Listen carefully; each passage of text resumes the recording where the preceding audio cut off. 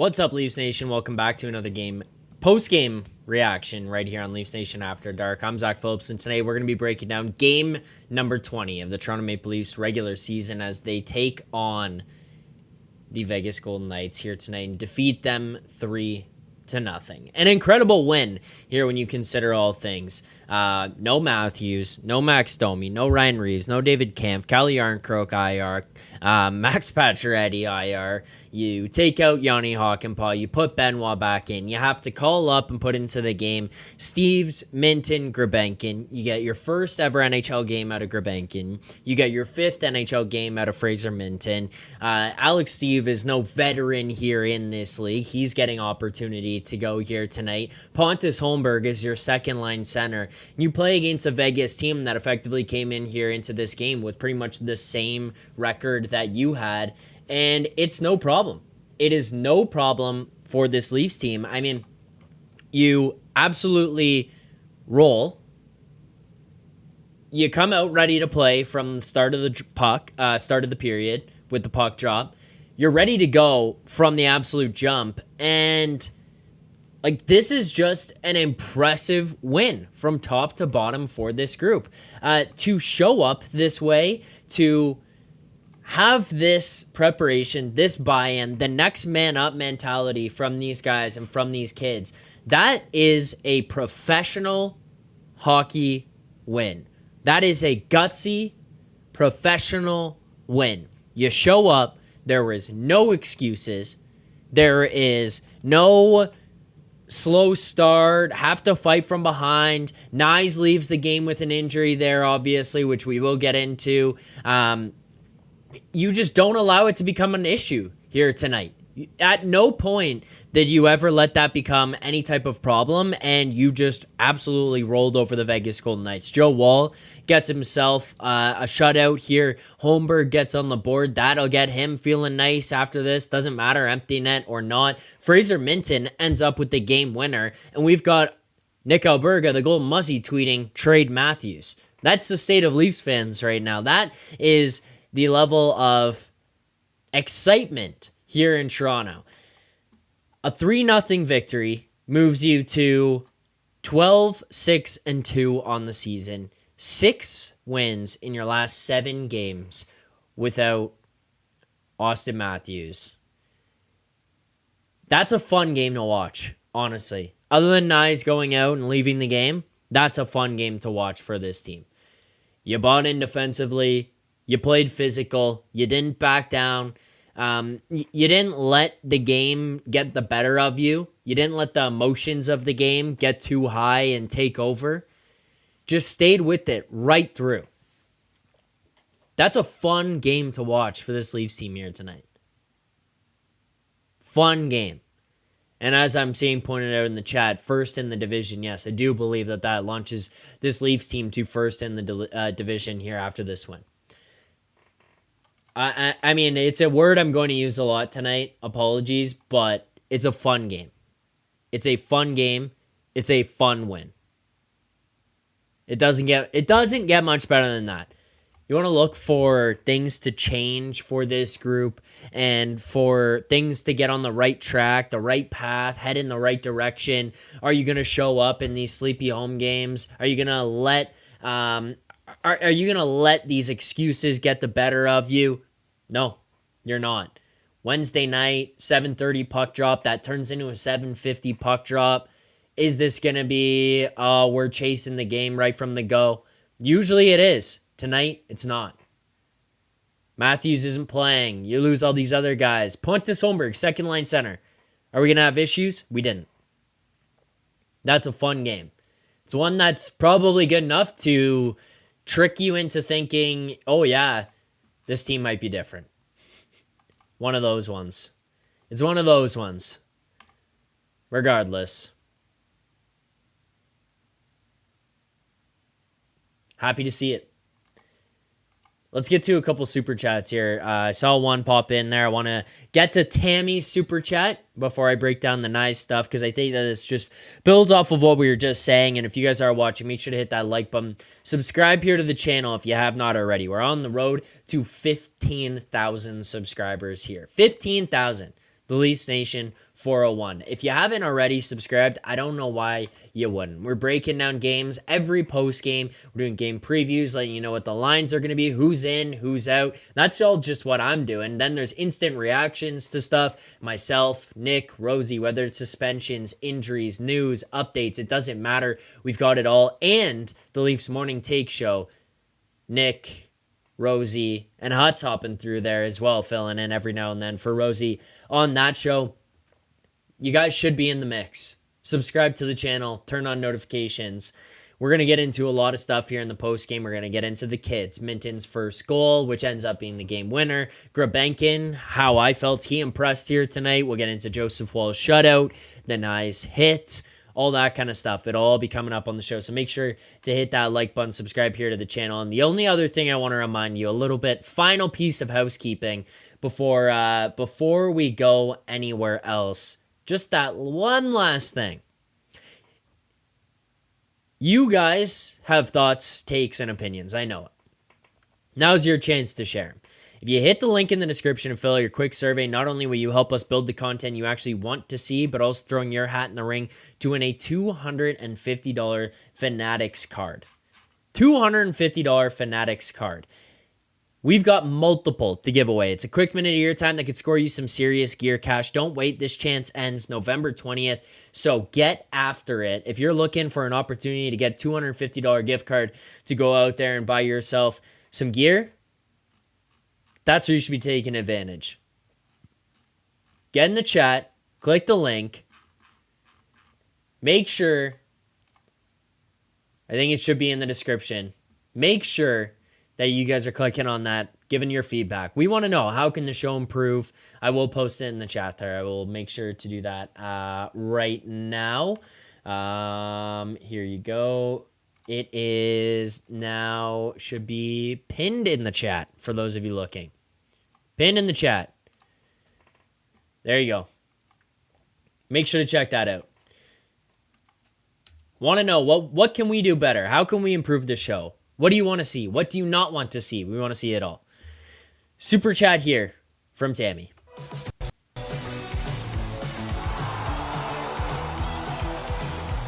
Tammy says, Buds played a great playoff type of hockey game. Tammy, I agree. This was a playoff style game. This was intense. This was fast paced. This was physical. It had everything, including a tight defensive game played by the Maple Leafs that they pretty much tried to allow Vegas to have nothing. Great special teams. You capitalize on your opportunities on the power play. You gave up nothing on the penalty kill.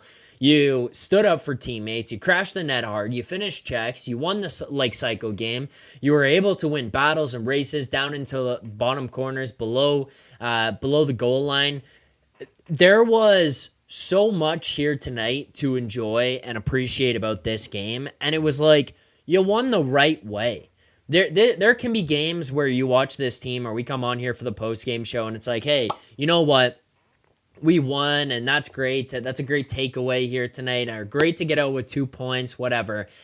This is more than that. This is like not a statement to the league, but maybe a statement to the fans that, hey, this team is capable of playing the right way. This team is capable of getting things done. They are capable of playing hard and not being scared of anybody. They have two goaltenders who can step up and rise to the occasion. They have these young kids who can fill in at any given moment. You have a next man up mentality. Like, there were so many elements here tonight without getting ourselves way too hyped and beyond anything. Like, there was a lot of positive. The kid line looks great here tonight. I have some thoughts on them. Grabenkin. This kid looks like he could be what Matthew Knies was. Maybe I'm getting ahead of myself, but when Matthew Knies came up and first joined this team, tons of energy, not afraid of anyone, can get himself mixed off in the mix offensively. It's like you add that kid and Fraser Minton in, and like Dean says, all of a sudden the Leafs have bottom six depth. I don't want to jump to these guys are everyday NHLers, We saw, I mean, there was articles written on the LeafsNation.com, which you guys should be checking those articles out. I believe it was Michael who wrote the article the other day saying that he thinks that Gulbenkian and Minton should remain in the AHL and continue to develop. Brad Treliving also said that he thinks they should remain there and continue to develop. But if these kids can get themselves up with the big club and play like that, make an impact on the game like that, why not keep them up? Why not keep these young, energetic kids up in the lineup? Obviously, they've got a lot to learn. There's a lot of mental and physical maturity that's going to come along.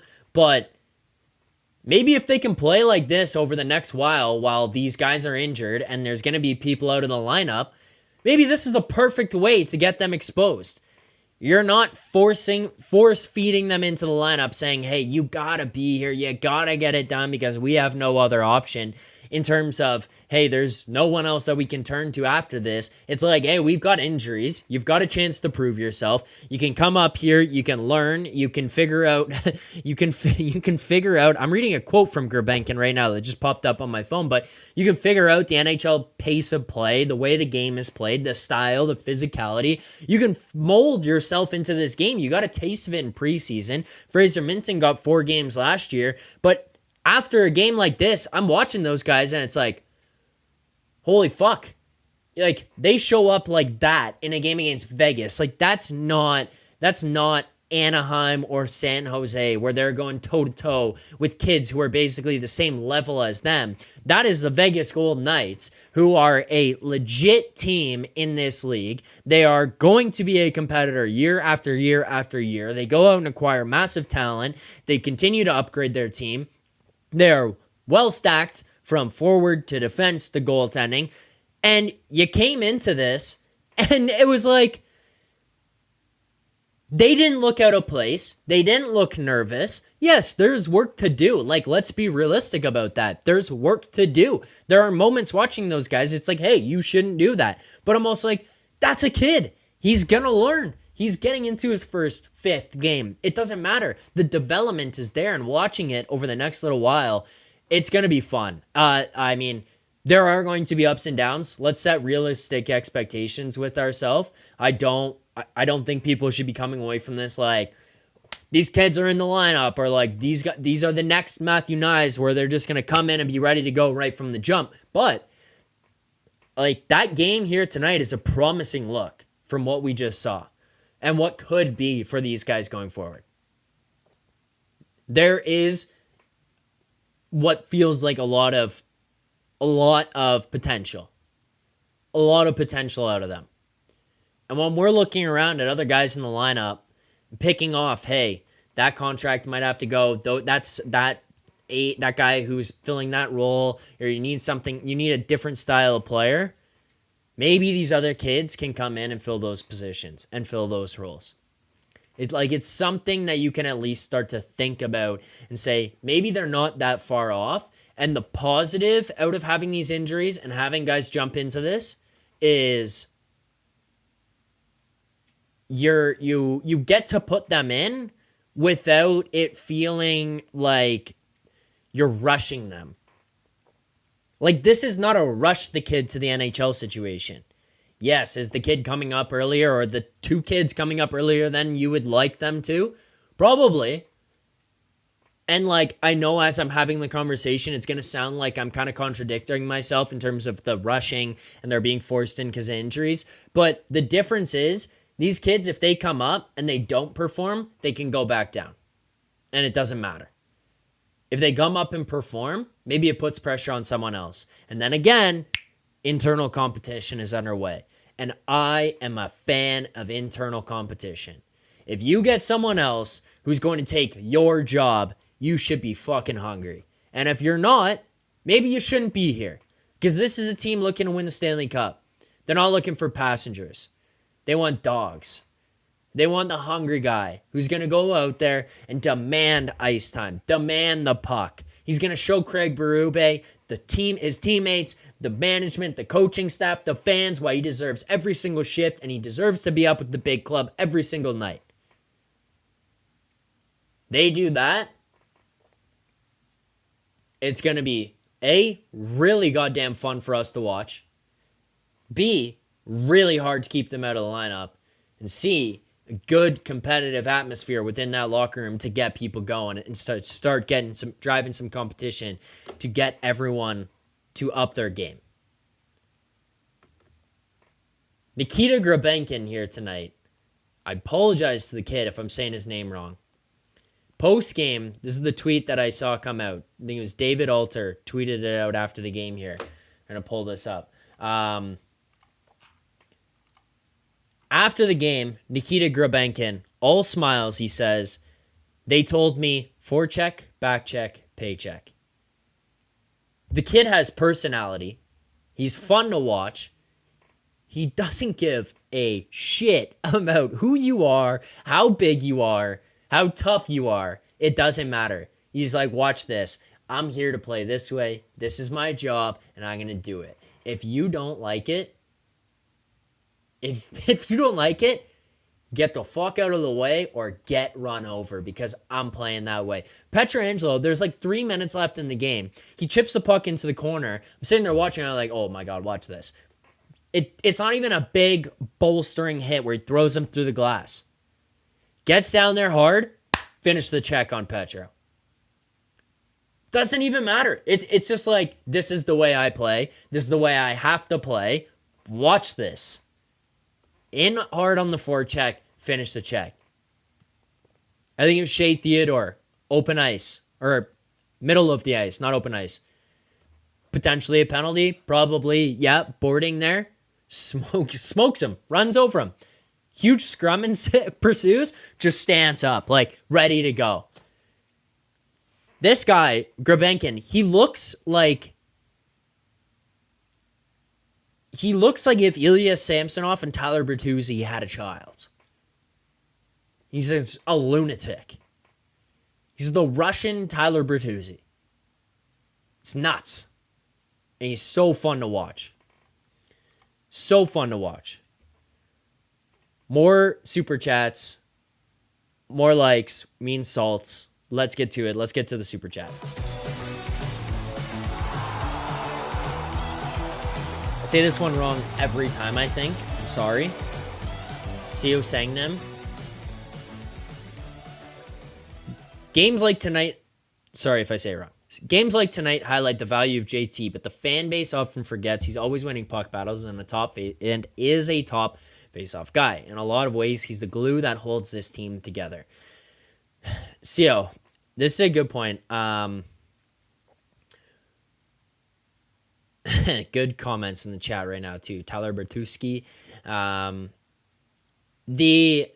The thing, like the one thing with JT here too, he has really stepped into this role. I don't know, maybe it's alleviated pressure from him to move into a assistant captain role where he doesn't have to be the focal point, and he's not the guy. He's not the one who's got to answer every media thing. He's gonna do his rounds. He's gonna answer questions, but he's not the guy who's going in there and has to take the brunt of it every single time. So sang them. I think it's closer to so sang them, Frank says. Okay, thank you, Frank. Maybe that's what it is. JT has just stepped up into this role of like, hey, I'm a secondary player.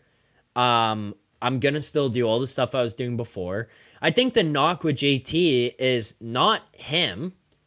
The knock with JT is the money that he's being paid. And I'm not going to do a whole contract thing here tonight. I don't think that's fair, especially after this game. But the knock with JT is just how much he's being paid for what he brings. And I think when people see a big dollar sign beside a guy, they expect flashy players. They expect this super highlight reel, fast, up and down, dancing around type of player. And it's like, that's just not who he is. That's not who he was. That's not who he'll ever be. So you kind of just need to appreciate JT for what he is and not what you want him to be for what the money is. Obviously, the money sucks. Like, let's call it what it is. That's a lot of money to be paying a guy who probably doesn't eye test deliver you what you'd be looking for at $11 million, right? Like, that's when it starts to get to the range of like, oh shit, we're paying this guy a lot. But he is still a really good player who contributes to this team, who is a leader on the ice, probably not vocally, which is fine. Maybe you need a guy who can do that elsewhere. Maybe that's Matthews. I don't know. But he's a consummate professional. He's been loved by all of his teammates everywhere he went. No one ever has a bad word to say about him. And, I mean, he's been awesome. He's been awesome so far this season. He's really stepped up. And also, him here tonight, the guy goes into the scrum and absolutely body slams Holtz. There is an opportunity caused by him, first of all, at the other end, knocks a pass out of the air, doesn't go offside, waits till Willie regroups, goes in, gets the puck, takes it to the net, makes a good move, breaks up, the play gets broken up. Willie picks up the puck, passes it out to JT in front. JT gets a shot off, hits the bar. JT hauls ass back the other way. There is play ensues, whatever. Check gets finished. Scrum happens. JT jumps in there, grabs Holtz in a headlock, slams him down on the ice, and jumps on top of him. Like, who is this guy?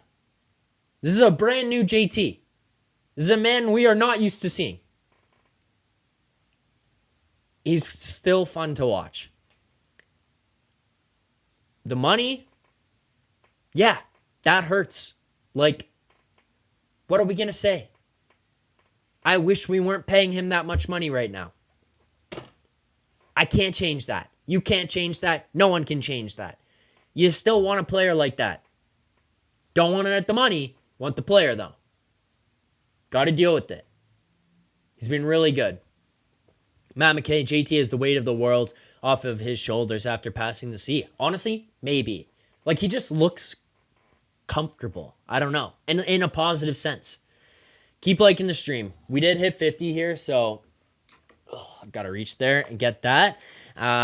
We did hit 50 likes on the stream here today so far. We're only, 23 minutes into this one. We're almost at 100, so if you haven't hit the like button, make sure to do so. 50 likes. Thank you very much. I appreciate you guys. And then after this, yeah, Evangeline, I saw someone else bring it up too. I haven't even mentioned Woll yet. We're going to get into that. We're going to get into some other stuff as well. Forecheck, backcheck, paycheck. Thanks for the salts. Thanks for the likes. Let's hit 100.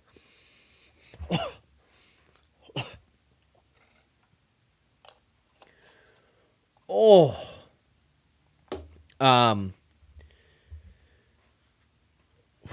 Oh, God. All right, there you go. Briefly, side note. Hockey sticks are... How did they get so expensive?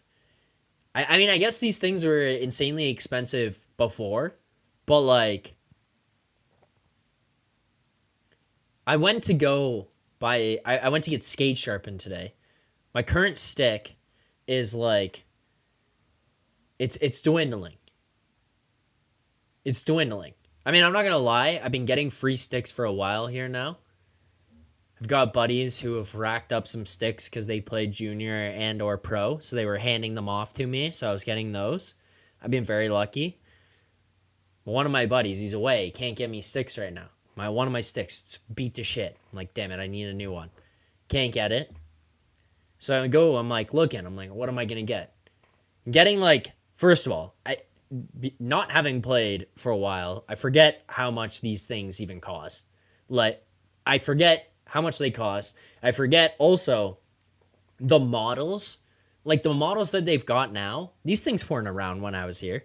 I'm having to, like, Google while I'm in the store what the rankings of the models of the sticks are, what the newest ones are, if there's lighter, what those are.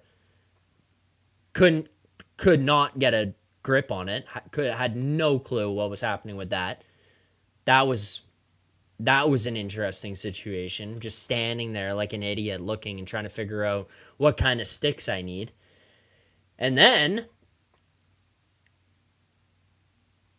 it's like, oh, okay, here's this like middle of the line couple-year old like model stick, and it's like $200.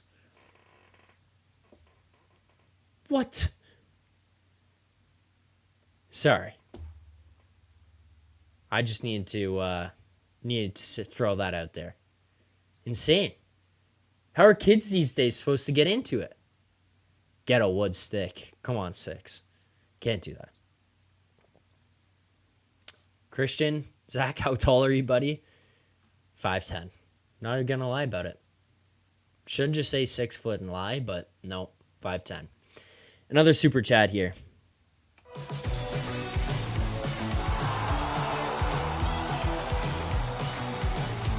Austin Bayless. Austin says, thank you for the super chat, by the way, Austin.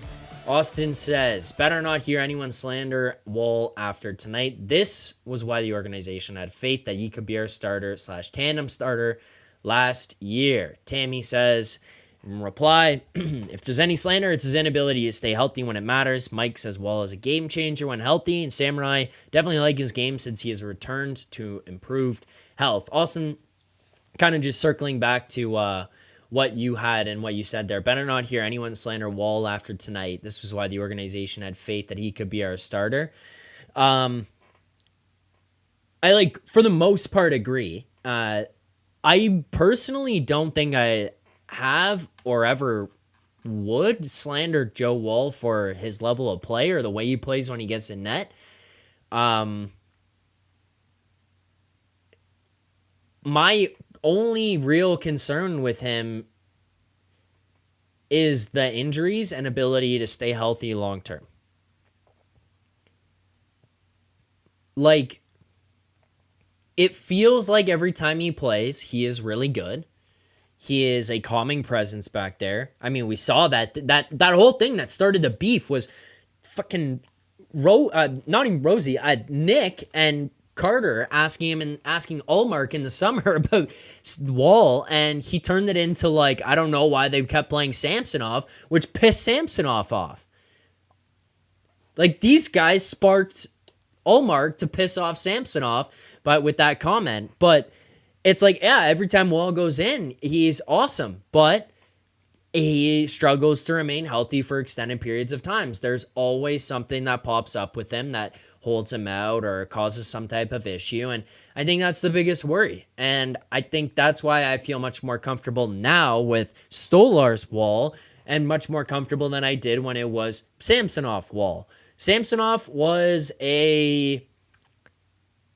how do you put this? Samsonov was a roller coaster. There were games where Samsonov was the best goaltender I've ever seen in the net in the history of watching hockey, history of me watching hockey. And there were games where I was feeling like if I put the pads on, I could do just as well as him. I just sat there watching being like, what is going on a nightly basis to cause this? And it's like, okay, Woll's out of the game. Now you don't know what you're going to get. You could get this amazing performance. You could get a 700 save percentage. I don't feel that way anymore right now with the current tandem. I think this was an awesome game for Woll here tonight. I think he played really well. He was really impressive. It's a new, comfortable feeling with the being able to go to either goaltender and not feeling like, oh man, we might get our tits lit tonight. But it's never a question for me about Woll's play. It is a question for me about his health. And is he going to be able to play? Long term, that's the issue that I have. That's the concern that I have. He looks good, though.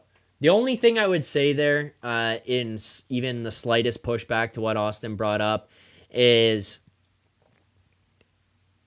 he had not been that great so far in the first couple of games, consistency-wise. There were very good games, and there were very mediocre games. Like, they weren't just mediocre. They were very mediocre, where you're like, well, there was some real good saves here, and not so much there. And then it's like, he plays okay, and some of them is not his fault, but otherwise, fine. No slander for me about his game. Just concerns about health, really. That's kind of the only thing that I have about him long term. Otherwise, 31 save shutout here tonight. Like, that's a 31 save shutout. Mario Kart Zack over under Woll playing 25 games. It's a good question. What? Game 20, you got 62 left. He has played... Give me 1 second. He has played 4 games. Yep, 4 games this year. 25. He's got to play 21 of the last 62. It's over. I think he does it. I mean, the only reason that I could see why he wouldn't end up doing it is injury, which, knock on wood, doesn't happen. But I think over. Mario Kart says easy under. No, I think over. 25. He's got to play 21 of the final 62. You're going to get some breaks in between some of these here as well. So don't see why that wouldn't go over. All right, let me get to something that happened here tonight that needs to be talked about. It's going nuts online right now. Our guy Jay Rosehill is right in the center of it. I'm curious what they're going to have to say on the morning show tomorrow. Let's talk about the hit on Matthew Knies. So, and my immediate reaction was very pissed off. Gets the so Knies takes the hit. Very clearly, it's a head injury. Looks in real time like he takes the hit to the head. Head hits the ice, and then he is struggling to get up. Benoit, kudos to him, jumps in right away. You got to respect that, appreciate it. I'm sure the teammates appreciate it. I'm sure that Knies is going to appreciate that when he sees it after. The reaction online would kind of indicate to you that, like, he committed murder or charged for his head. I at first was very frustrated, admittedly. I was pretty pissed off, like, how the fuck isn't this kicked out of the game? Like, there's got to be supplemental. The more I'm watching it and thinking about it, I want to make sure I explain this. And because I at least get this platform, I didn't want to put anything out on Twitter about it. I know that I get to come here and talk about it, and or at least try to articulate, my thoughts post-game and try to explain how I viewed it and what I think about it.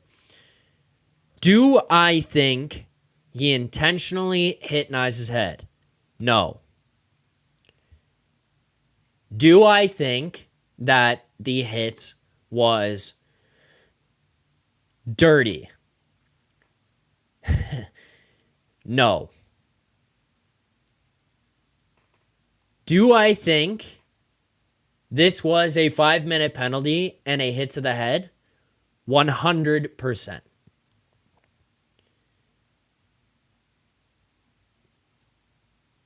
I think the reason I got more frustrated here tonight with the follow-up of everything and how it got broken down and how people were analyzing it during this and everything was watching the panel during tonight's game. There is just in hockey right now, there is zero consistency. Saturday night, Otto, 5 minutes, Nurse is bleeding, this is terrible, get him out. You cut to the panel, they're like, disgrace to hockey, and don't allow this. This fucking goon can't play hockey anymore. Get him out of here. We never want to see him again. They're losing their minds over it. And while I agree, it's a bad hit that deserves consequences, discipline, however you want to phrase it. Like, we all knew he didn't intend to hit Nurse's head. We all know Nurse comes out with his head down around the net and is not paying attention. Like, all of those things can be true. Reeves can face supplemental discipline for this because he does hit the guy in the head. He does have prior history. That's all fine. My issue with this here tonight is that was otherwise, and this is where people are going to get mad, where I disagree with the panel, I partly agree with Rosie and partly disagree, and I would happily debate with him on this. And I know that the league deemed that this one was clean, but my thing with this is I don't think he left the ice pre-hit. Let me explain before you all go nuts and jump on me. I do not think he left the ice pre-hit. I think that the impact of the hit made his feet come off the ice. But, there's a major but. I think a major reason for his feet coming off the ice is because he elevated upwards through the hit. I don't think he targeted the head. I don't think that he jumped into it. I think that he came across to make the hit on Knies, who is low through, but he came up through the hit. And that is the issue with this. He comes up into the hit when all he had to do was stay down through it and power through Knies, and it would have been 100% fine. He comes up, and then the shoulder hits the head. Now, you guys are getting mad at me. 6 1/3. Zack, you're making shit up. I don't know what the fuck I could possibly be making up here, honestly. My issue now flips to this. He hit him in the fucking head. Whether he went up to do so or not. Whether it was leaving his feet or not. Whether it was targeting his head or not. He hit his head first. That, in my opinion, should, based on what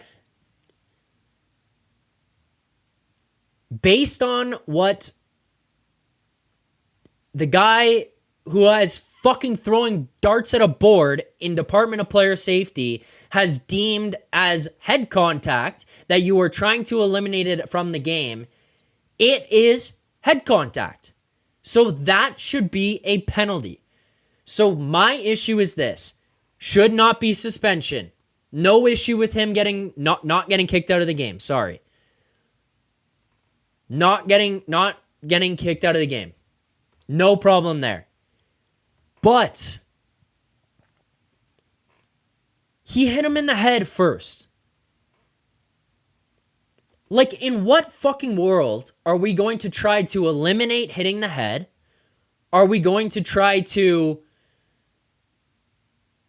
penalize people for these hits?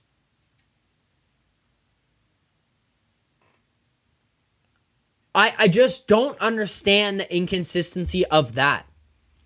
Like, Rosie is fighting with people online right now because he said that was a clean hit. He didn't leave his feet, like, whatever. My issue is more so with, you reviewed it, you watched his head get hit, and you decided not to call it. Like, I don't get that. And maybe this is like a bozo take, but when I was playing minor hockey, and I'm sure a lot of you dealt with this as well, or if you didn't, your kids are dealing with it or did deal with it. But if you hit someone in the head, whether it was intentional or not, it was a headshot penalty, head contact penalty, and you went to the box for it. No questions asked. Did you hit him in the head? Yes. Penalty. It doesn't matter because you are trying to protect both sides. And so now, full circle, where my issue comes to is Saturday night, primary point of contact, head, boom, 5 minutes, gone, suspended 5 games. Okay, whatever. It is what it is. I don't really have an issue with that call. It's like Reeves is a repeat offender, hit him, bad result, etc. This is a hit to the head. I don't want the same thing. I'm not even asking for him to be kicked out of the game or suspended or anything. It's a hit to the head. It's a penalty.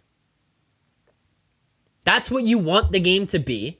That's what you're calling 85% of the time.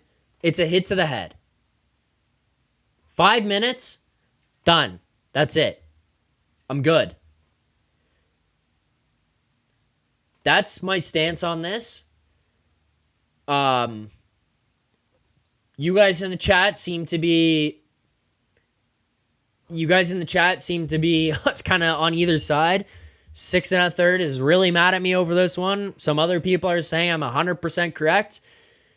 That's just going to be the way it is. There's no way to please everybody on this one.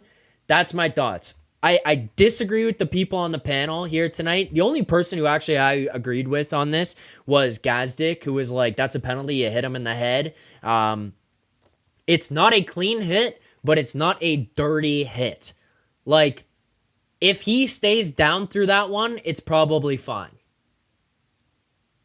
But my issue is he comes up, he hits him in the head. 6 says I agree. Okay, sorry, 6. Confused there. But you hit him in the head, it's got to be a penalty. Like, I'm not even mad at White Cloud. It's like, what the fuck is the league doing watching that, seeing it hit the head, and saying nothing's wrong? I just don't understand no penalty, and then for the Leafs to end up on the kill? Like, are you kidding me? Are you kidding? Like, do you know how so twisted this has to be for that to end up being the case? Matt McKay, once again, 2 things can be true. Yeah. And I'm not trying to say, like, I'm going into White Cloud's head or doing some pseudo physics here or anything like that. It's just like, you can see him go from down into from a loaded position to up, where he is up through and catches the head. Like, you can call that a penalty. You're allowed to call that a penalty. That's the part, that's what in all this I don't get. It can be a penalty. But whatever. I mean, I don't know. Yeah, like, it just goes down and up. It's just so NHL-y where it's like, the other thing too,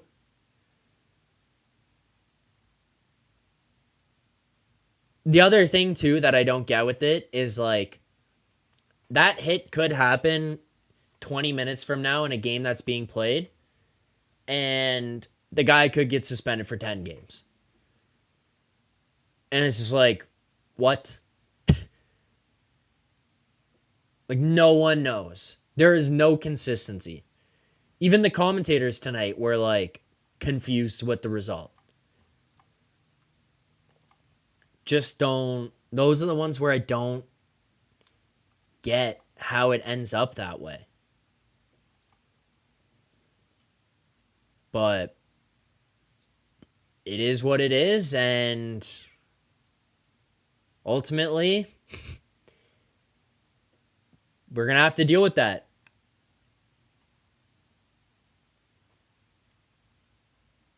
Gonna have to deal with that. All right.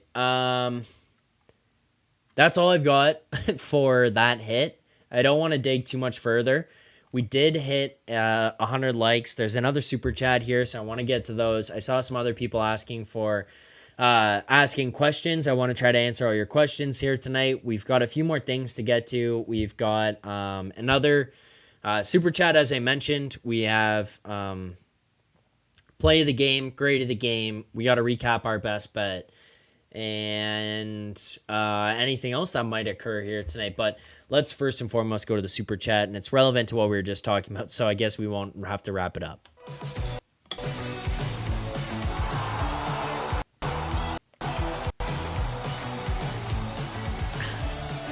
All that ranting. Mike St. Jean, thank you for the super chat. Mike says, I'm more pissed that we ended up on the PK. That's the other thing out of this. I'm like, how after that does that end up being a penalty kill? Like, how after that do we pop out of it and end up short-handed? White Cloud goes to the box and the Leafs get 4 minutes out of that, like at least 2 and 2. No? Oh yeah, in the other segment, that we got to do as well. The deserve to win a meter, as we're being asked for by our good friend Mario Kart. But we'll also do the deserve to win a meter. Don't worry. The deserve to win a meter will be done here tonight. It will be gotten to. But yeah, the penalty also at that point just made no sense to me. I'm sitting here watching it like, okay, now all of a sudden we're killing this one. Like, you would think that this would just end up being a situation where, okay, 4-on-4 or 5-on-5, you wash them out. It never really matters. Like, we're all good. Keep it moving. Nope, not the case. Not the case. Somehow, penalty kill, 4 minute. But team steps up, gets the job done, kills that one off. It's like any task you were challenged with here tonight, you never let it become an issue. You never let it get the best of you, and pretty much just overcame any obstacles that were thrown their way here tonight. Like, they just pushed through. Like, just an awesome game. Awesome game from this group. Okay. Another super chat here.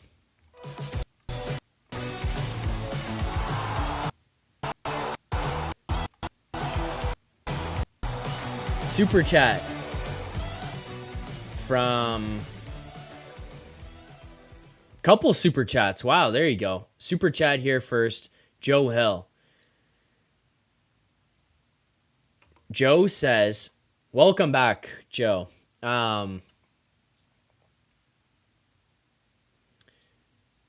on O'Reilly or Kadri coming back as the much needed 3C? Also, White Cloud gets nothing.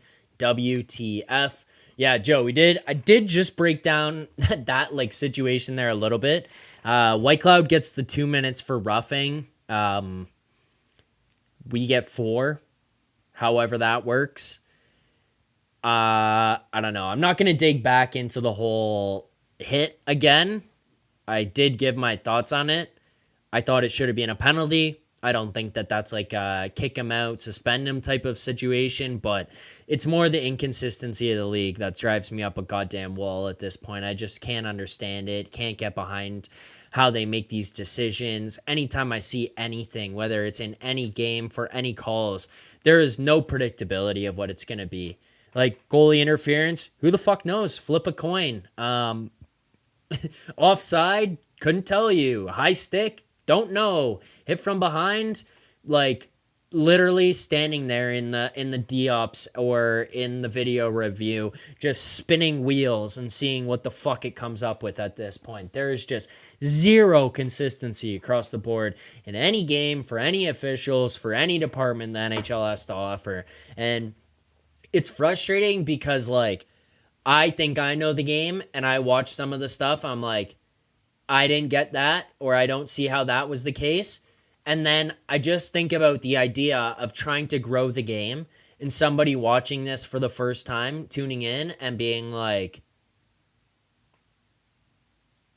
not understanding how the game works, because every shift you see the same thing, and sometimes it's a penalty, sometimes it's not. One night you watch and a guy gets kicked out and suspended for 5 games, the next the other team's on the penalty kill from it. It's like, what is going on here? Like, the confusion of that and the ups and downs and back and forth just makes no sense at this point.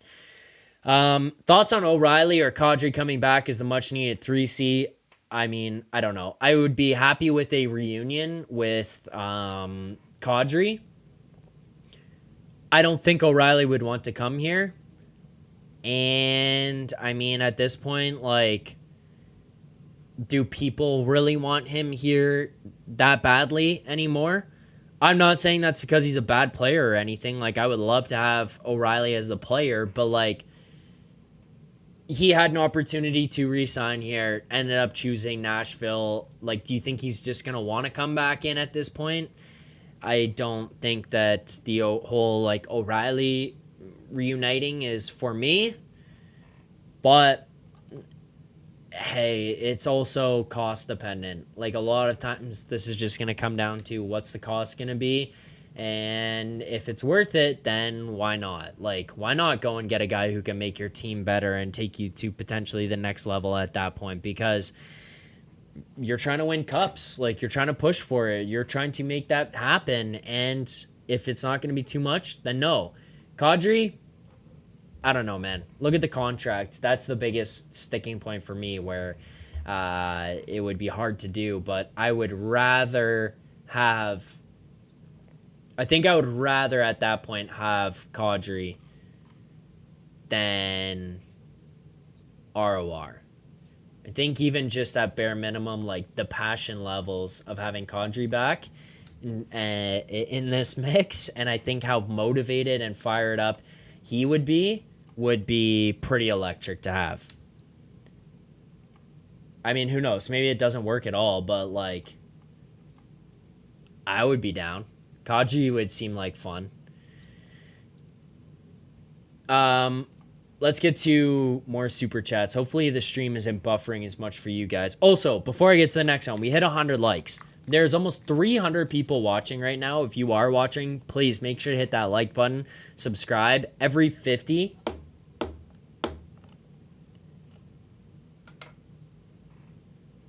John, why are you taking shots? What the hell? I just look at the chat. How are you going to fit it under the cap, Sherlock? What's the need for the digs? We're just talking things through here, man. Come on. We're LTIRing Pacioretty, Matthews, David Kampf, Cal Yarncroke until the playoffs. We're pretending that they're incapable of skating. We're opening up $30 million in cap space. And then we're trading for O'Reilly, Roman Josi, and God, I don't know, like Cale Makar. We're bringing them all in here. We're fitting everyone in and going for it at the playoffs. How's that for fitting it in the cap, Sherlock? We're just spitballing ideas. Come on. 100 likes. Thank you. Let's get to the smelling salts. Oh my God. Another super chat here.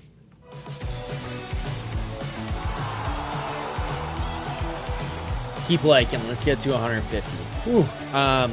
Dan Freeman, is this team deep-ish? Not deep dish, deep-ish.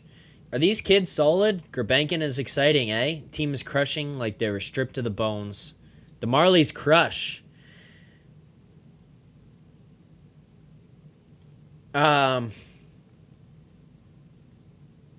Thank you, Dan, for hitting the like. The deep-ish question is interesting, because before tonight I would have said no.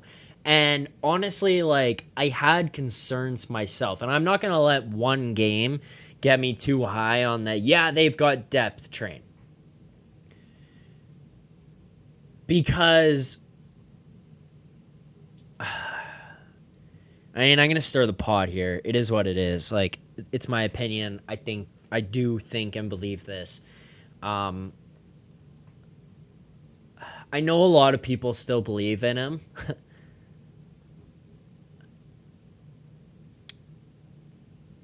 I don't think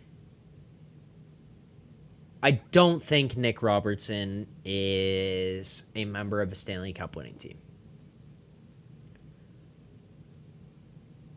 The reason I say that is because not right now.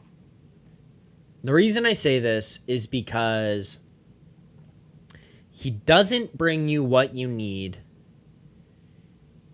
in your bottom six.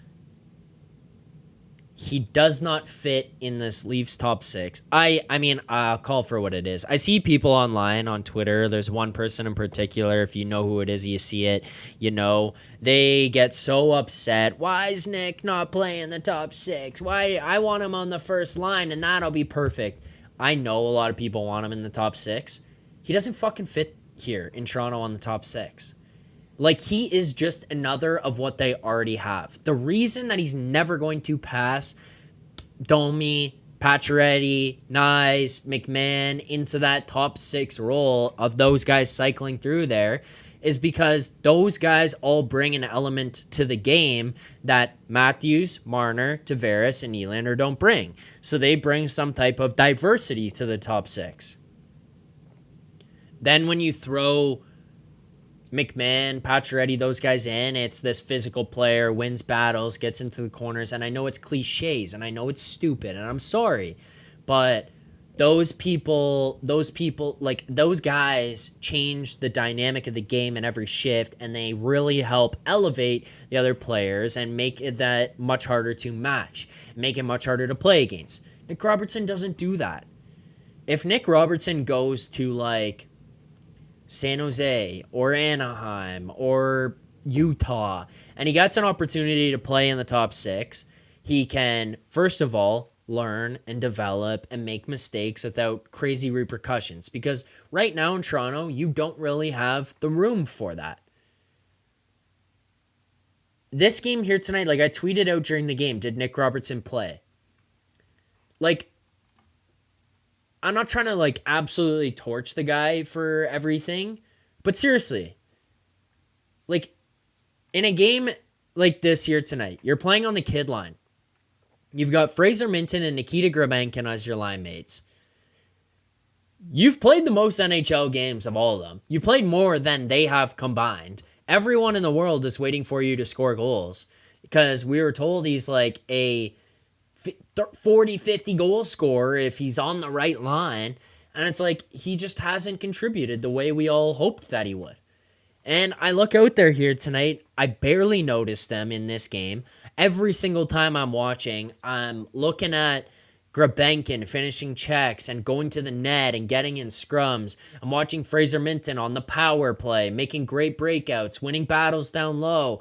I'm watching these guys be involved in the physical game, not be afraid of anybody. Like, these guys are doing this, and I'm watching it, and I'm like, wow, like, these guys stand out. And then it's like, Robertson is on their line, and I barely notice him. The guy played 10 and a half minutes here tonight. He had 14 shifts. He had 2 shots on goal. Like, that is the extent of what I saw from tonight. Grabenkin, 11 minutes. Like, Berube gave Grabenkin more time on ice tonight. His first NHL game. He got more ice time than Robertson.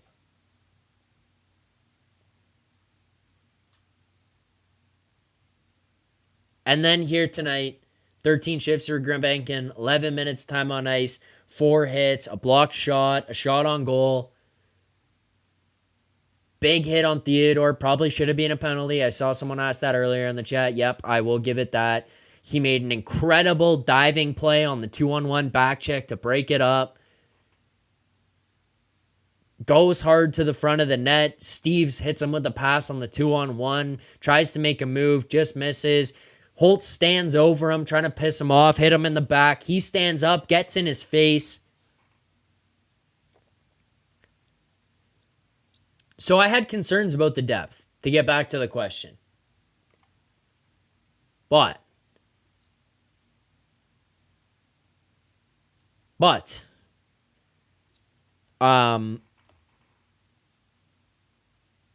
I think that we're also forgetting Steves is there. Kampf is coming back. Reeves, Pacioretty, Domi, Matthews. Knies left the game here tonight. Minton, Grabenkin. These kids can push up.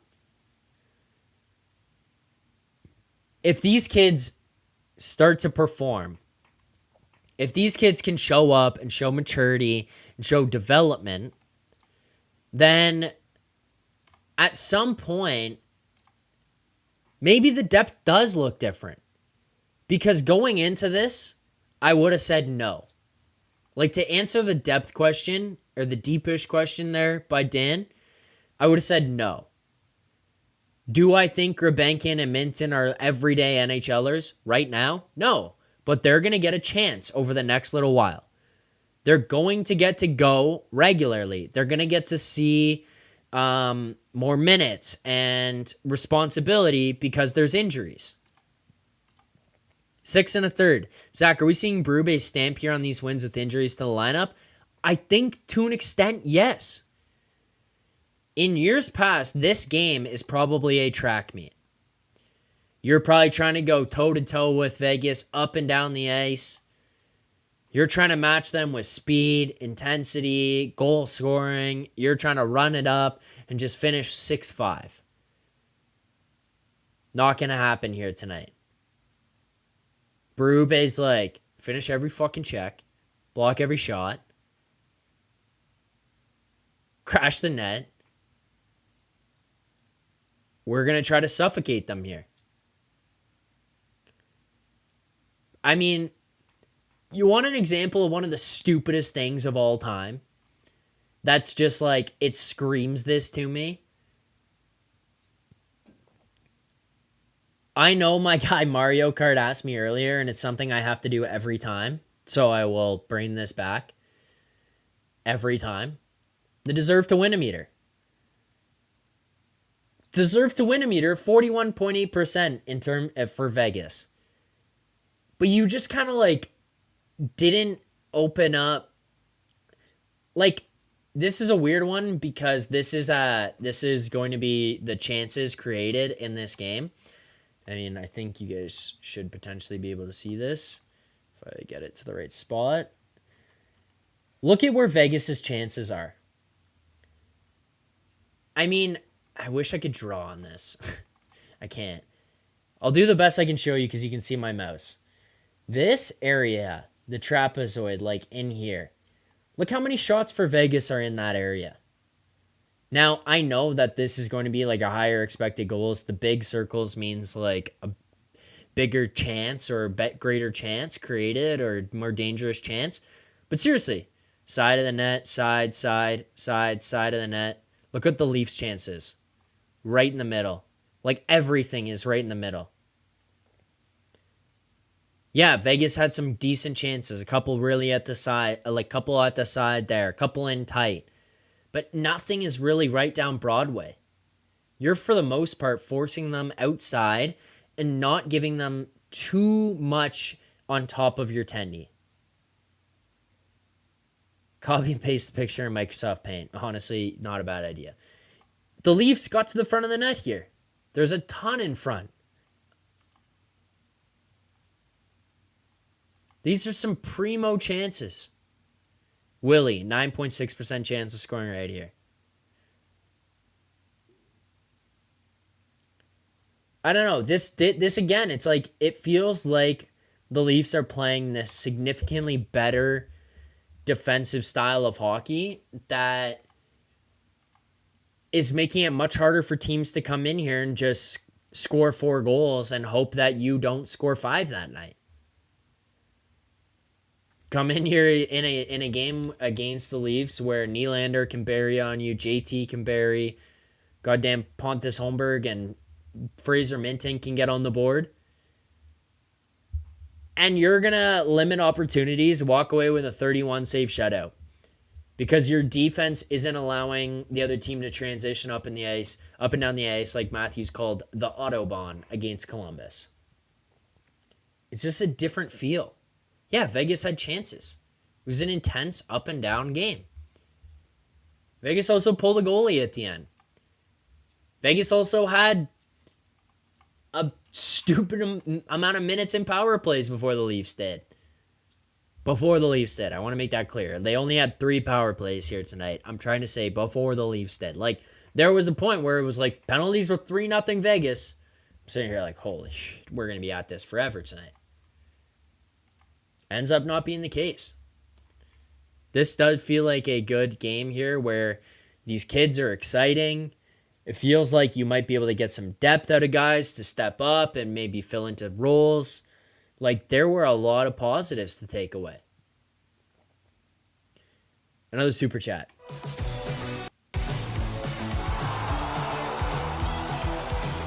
Joe Hill. Another super chat. We're at 141 likes here on the stream, by the way. If you haven't already, like the stream. Let's get to 150. Why not get to 300? We have 300 people watching right now. It's a Wednesday night at 11:30 after a game against Vegas. We've got almost 300 people watching. We could easily hit 300. Also, Fred, good point. Matthews brings up the Autobahn. It's in Germany. Coincidence? I'm not taking credit for that one. That's Fred in the chat there. Good point, Fred. Keep liking the stream. Joe Hill says, good to be back. Agree with the inconsistency of the league being frustrating. Also, I think the O'Reilly returning would be a long shot. Yeah, I think O'Reilly would be the much more difficult one to pull off from his perspective, from the fans here. Yeah, that might be a hard sell for everyone involved. Might be a tough one.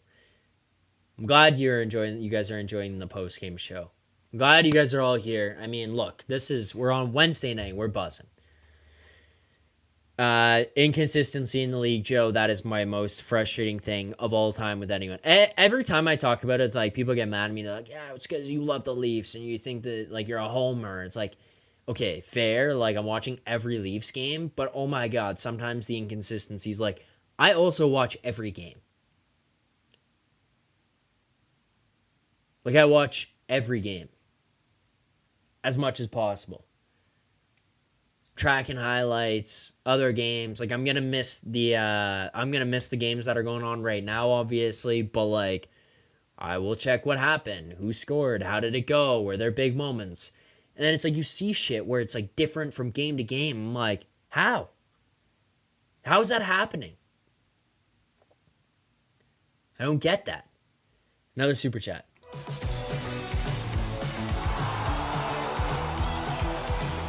Joe, yet again, with the super chat. I appreciate that, Joe. Thank you. It's good to have you back.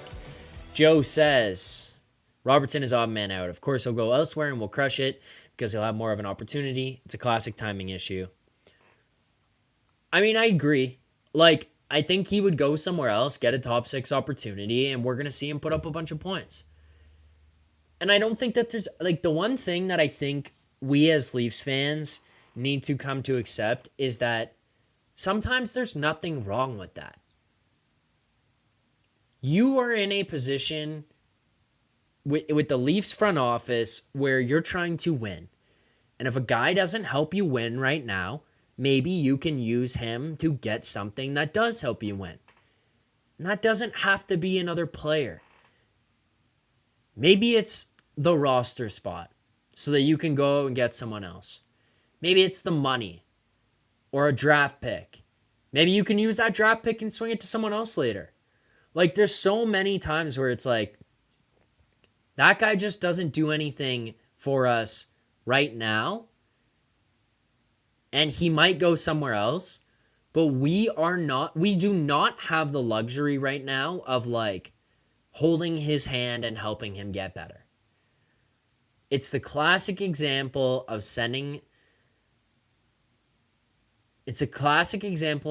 someone elsewhere where they're going to get a little bit of runway and they figure it out. Good point, Joe. It's kind of like Timothy Liljegren or Rasmus Sandin. Good guys, but just odd man out at the time of the trade. Exactly. Like, people freaked out about the Rasmus Sandin trade. How many times do we watch games and go, God damn, I wish we had Rasmus Sandin? Since he got traded, I have not done it once. Timothy Liljegren. He played one game. Berube didn't like him. True Living didn't like him. Didn't think he fit here. Was playing Timmins. Timmins looks great. Maybe this is a 1-year stint for Connor Timmins, but he was playing and Liljegren wasn't. Bang. Ice time. Gone. Timmins, you got it. Liljegren goes. You get picks. You get Matt Benning. I have not watched a game since then and said, I really wish we had Timothy Liljegren in the lineup. And I'm watching these other guys develop and be good, impactful players. I'm feeling a million times more confident about the defensive core this team has than I've ever seen. With the Matthews era, let's point that out.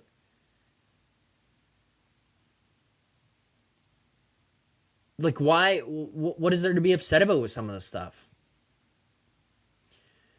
Chris pointing out, too, we got Fraser with that Caps pick, right? Or was it Cowan? I think it was Cowan with the Sandin pick. Like, you opened up money and a roster spot moving out Sandin. You got a pick back, and you ended up with Easton Cowan.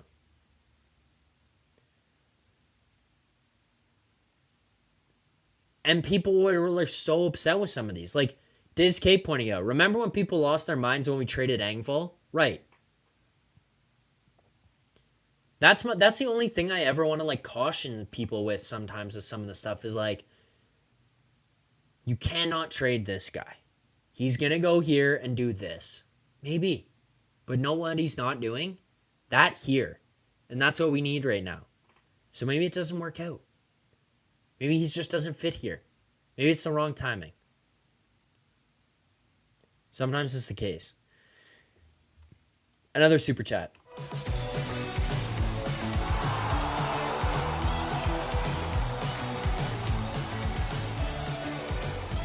Super chat from Dan Freeman. So are the kids legit depth kids like Grebs and Minton? Honestly, I'm excited to watch the next week. Like, I imagine here with no Matthews, no Pacioretty, Domi, Reeves, Kampf, Yarncroke, that we are going to get a lot more of these kids. And I want to see what they do. I want to see the maturity levels. I want to see if their games develop, if they learn, if they bring this excitement and energy every day. Like, Grabenkin going in and being like, forecheck, backcheck, paycheck. Like, earlier today, they interviewed him if he's excited about the game. And there's more context of the clip. I encourage people to watch it because it's funny as all hell. He goes, if we lose, not good day. If we win, a good day. He doesn't give a shit he's making his NHL debut. He just wants to win the hockey game. It's kind of cool to see these kids come up. There's been so much praise for Minton and the maturity levels and the leadership. And now you see the kid fit into a game. Who knows if this will continue? Who knows if this is a one-game stint? But for today, that was fun. And it makes it feel like, hey, you know what? We've got some kids here who can step up and maybe make an impact or be in this lineup over the next little while. And let's not get too far ahead of ourselves. Let's not get too crazy about this. Teams that win Stanley Cups have injections of youth into their lineup. Kids on rookie contracts, sneaking into a top six, filling in bottom six roles. Like, these hungry, energetic kids who can play lots of games and don't take up that much salary, that allow you to go and add other players.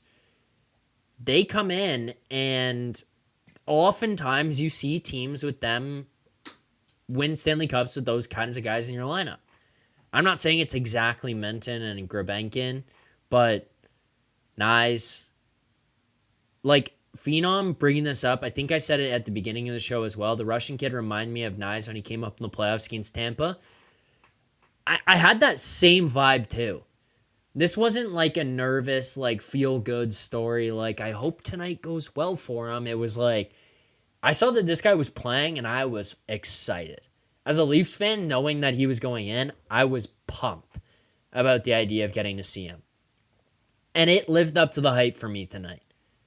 Again, lots of work to do, but it was exciting. It was really exciting. It was fun to watch. There's no getting around that. Keep liking the stream. I asked you guys for more. Let's get to 200. We did get to 150 on this one. So thank you all again for the support. I mean, why not 200? We have been absolutely rocking here tonight. We've got a couple more segments to get to before we close this one out. So I want to make sure we get to all those, cover them. Mario Kart, you're still in here. I saw you. We did your favorite segments of all time, the Deserve to Win a meter. But we'll get to the rest of it. We'll get to our play of the game. We'll get to our grade of the game. We'll get to our best bet here as well. It's going to be a quick wrap up on the best bet. There's not too much to say, but we do have to talk about it. That's 150. Give me 200. I'm asking for 200. I don't think I ask for a lot. Maybe I do. You guys can tell me. That's why you also got to fill out the survey. You can click it. It's pinned in the chat there. Maybe I do ask for a lot, but like the stream, please. Let's get to 200. Thank you for liking. Let's do it.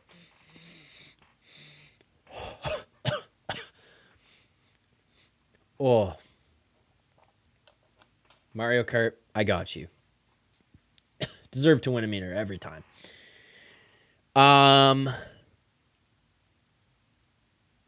Oh my.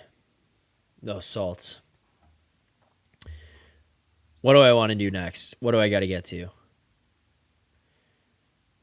Let's do... the final thing I want to say about the kids as well is that, Robert brings this up. We have these kids that can do it all and better. The other thing with these kids is, and I'm not saying this to knock Nick Robertson. Let me just say that. I'm just saying this as an example. When Nick Robertson and, I don't know, give me other rookies that came up here over the last little while. When these guys, Sandy, Liljegren, when these guys jump into the lineup, those ones are other ones that I could use for this as well. When they jump into the lineup, the one thing we've always looked at with these rookies coming up was it's this super skilled guy. It's this guy who can get goals and make plays, good hands, good shot. And then they basically kind of get pigeonholed into one thing. Here's this offensive defenseman. Here's this guy who skates up and down the ice.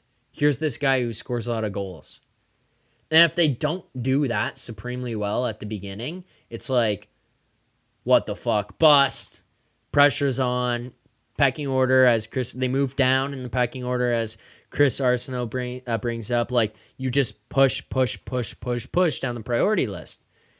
When Knies came up, big, physical, strong kid, finishes checks, feisty as hell, isn't afraid of anyone, contributes offensively, can score, forechecks, hits, will challenge people. Grabenkin, same thing, right? It's a different element that these kids are bringing now, where these young rookies come up and it's power forward, fast, keeps up with the play, wins battles, will absolutely fucking hammer anybody and everybody, fight if they have to. The energy and vibe about these kids starts to feel different. And then the other thing is let me think about the best way to say this. they don't immediately get hit with the expectation of the production on paper. So when Robertson comes up, if he goes 10 games without scoring a goal, it's like, where is it? Where is it? Like, where's the numbers? Doesn't work. If you pull up Grabenkin, it might not be there, but you know what you're going to see? You're going to see the box score for tonight that says that the kid who played in his first NHL game had a shot on goal, 4 hits, and a block shot. Played on the third line. You're going to watch a highlight of him admittedly hitting Theodore from behind, which should have been a penalty. You're going to see him crashing into Aiden Hill. You're going to see him going toe-to-toe in scrums. And you're going to be like, that's a rookie playing in his first game doing that. You don't have, and you're like, I don't give a fuck if this guy scores or not. And boom, pressure is alleviated from that. Because if he just plays that way, people are going to be happy. People will be excited. Right? Like, you see the point, and it's like, they bring other things to the game that it's like, you know that they can score, but you don't expect them to. Forecheck, back check, paycheck. That's what it is. All right, let's go. A couple more things. We'll wrap up. This has been a long show here tonight. I appreciate everyone who's tuned in. Appreciate everyone who's stuck with me the whole time. I think this is the longest and like most we've done here on like a regular season post-game show. Thank you, everyone. 250 still watching, 165 likes. Let's push it to 200. 200 is doable here tonight. Let's go play the game.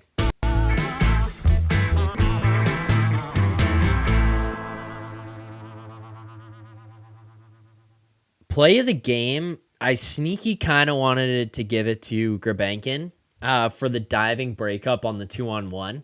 There was a couple of opportunities for Vegas to get this thing tight, make a 1-goal game, tie it, whatever.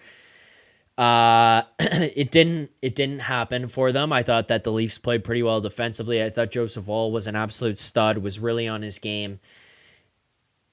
And super chat there as Joe says, forecheck, back check, paycheck, maniacal laugh with the star. Yeah, thank you, Joe, for the super chat. But yeah, it's true.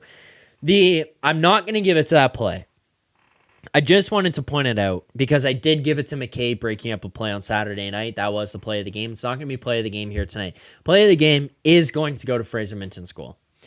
I want to give kudos to Fraser Minton, all the credit in the world for finishing that one, getting his first goal in the NHL, getting the game winner here tonight as well. So, like, all of that to Fraser Minton. Amazing. Amazing, amazing, amazing. That is awesome, and that is immediately going to push me towards giving it the play of the game. But, on top of that, William Nylander.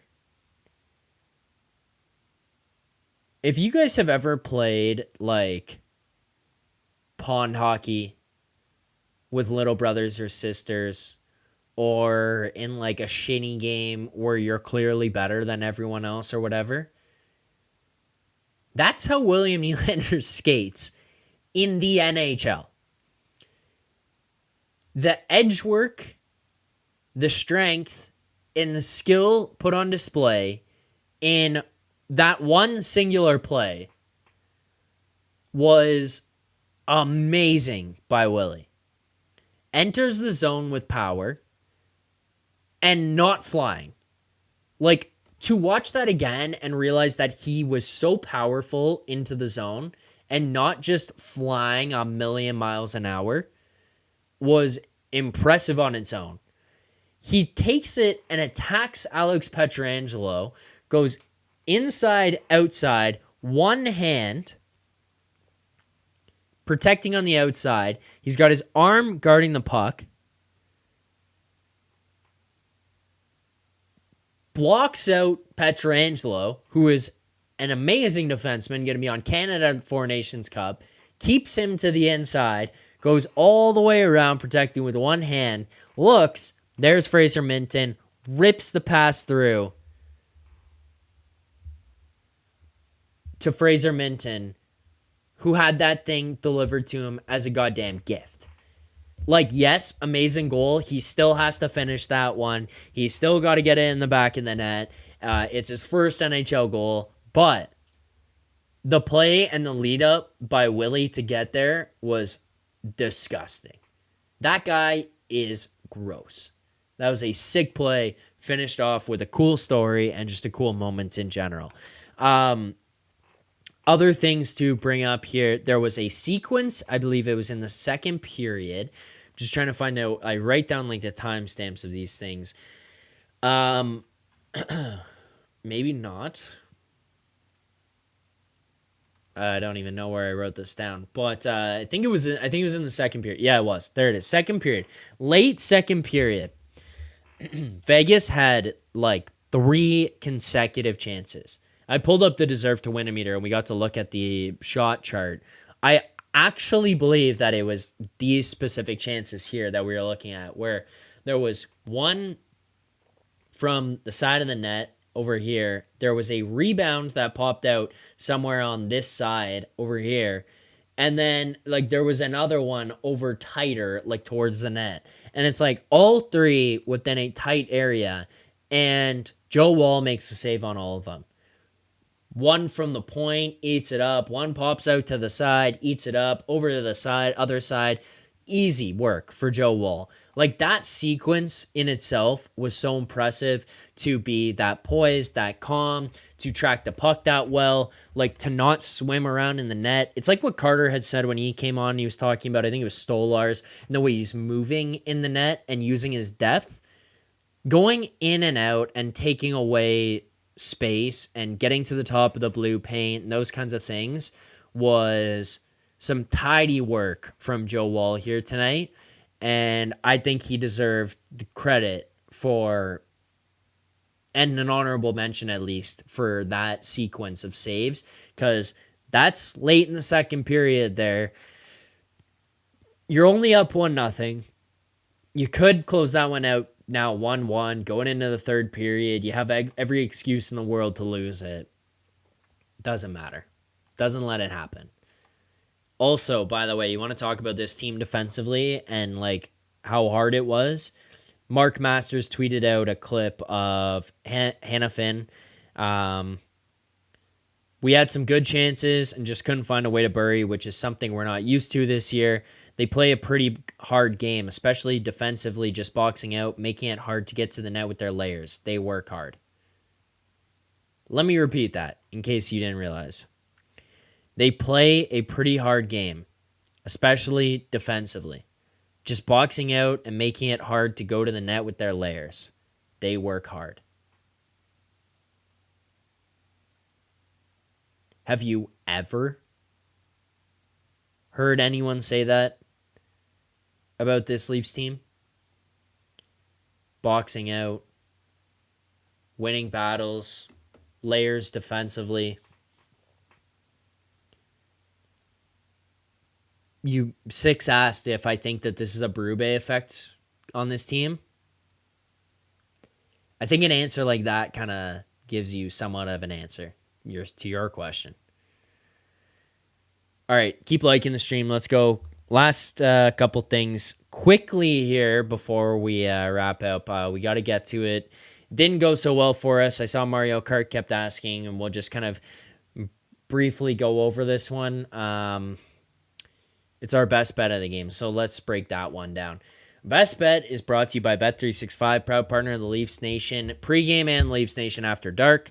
Open an account with Bet365 today and bet on a huge range of markets. Use code NATION, N-A-T-I-O-N. That's code NATION, N-A-T-I-O-N. Whatever the moment, it's never ordinary at Bet365. All right, best bet tonight. Unfortunately, did not go so well for us. If you did watch the pregame show, you know what happened, what went right, what went wrong, and unfortunately here tonight, a lot went wrong with the best bet. It was Matthew Knies to record a power play point. I think it was early to mid-second period. He goes out with the injury. We don't get it. They didn't even have a power play by the time he went out. They end up with 2 power plays after that. They score on one of them. We went lower on this one, thankfully, here tonight. We end up losing ourselves $35. That puts us to $2 profit on the season. $2 profit. We are now 8-14 record, but I don't know. I'm not even going to sit here and try to pretend like, oh, if he was in, like, we would have got it. They hadn't had power plays to that point. They only had 2 after. We took a longer shot at a plus 375. But yeah, it just didn't go that well for us here tonight, given that he basically didn't get a chance. I mean, there's no other excuse for it. It's we're only up $2 on the season. Used to be up $50, Zack. Debo says, yes, I know, Debo. We lost some bets. We won some bets. We are hovering around break even. We are at $2 up right now. So, yeah, that's the way it is. Let's get back at it on Sunday, though, and hopefully get ourselves another winner and get us in the win column and get us back up. 6 1/3 says a house pet could match your betting record, Zack. You know what, 6? If you send me picks made by your house pet, then I will gladly go head to head. I will do that. Let's go. Final thing here tonight. Grade of the game. Send yours in the chat. I want to know what you guys have. Grade of the game for me here tonight, as we do approach 200 likes on the stream. But my grade of the game tonight is going to be an A-. I mean, I could be getting to an A. I don't think that this was amazing game here tonight. I mean, yeah, honestly, you know what? You guys in the chat making me feel bad. I'll go with an A. It's not an A+, but it's an A for me.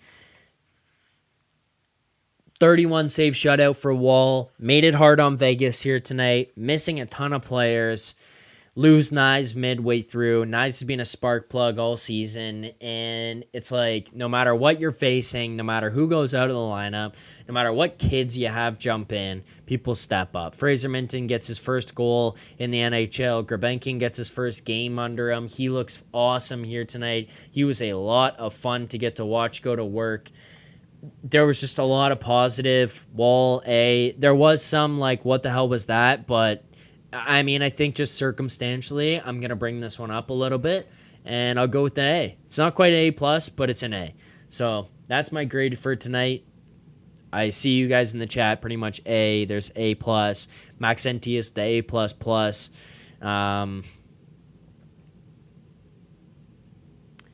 John says, what was missing for the A+?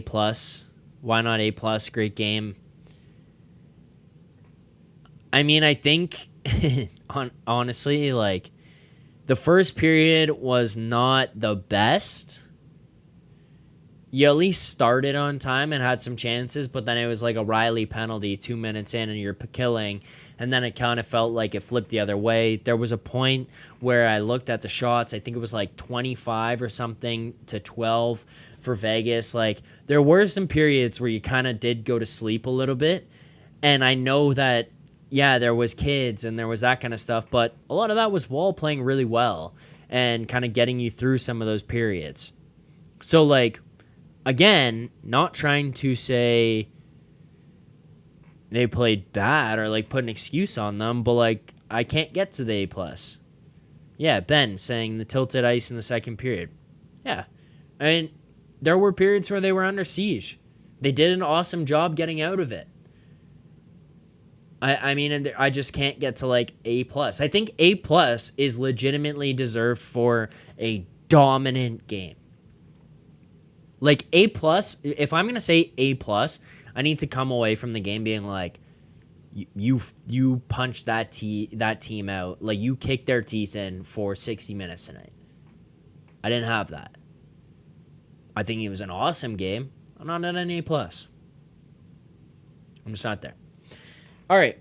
Hit that like button on the way out. Thank you, everyone, for watching here tonight. Still 200 people with us, 173 likes on the stream so far. Thank you for all the super chats, as always. You're going to get a little break from me here now. You're going to get a 5-day break, Thursday, Friday, Saturday, 4-day break without me. And then we'll be back Sunday night, for another one. Goddamn Taylor Swift wrecking everything here in Toronto. Can't get us the weekend Saturday night game, but is what it is. We'll be back Sunday night for another post-game breakdown, live reaction, pre-game, best bets, all that kind of stuff.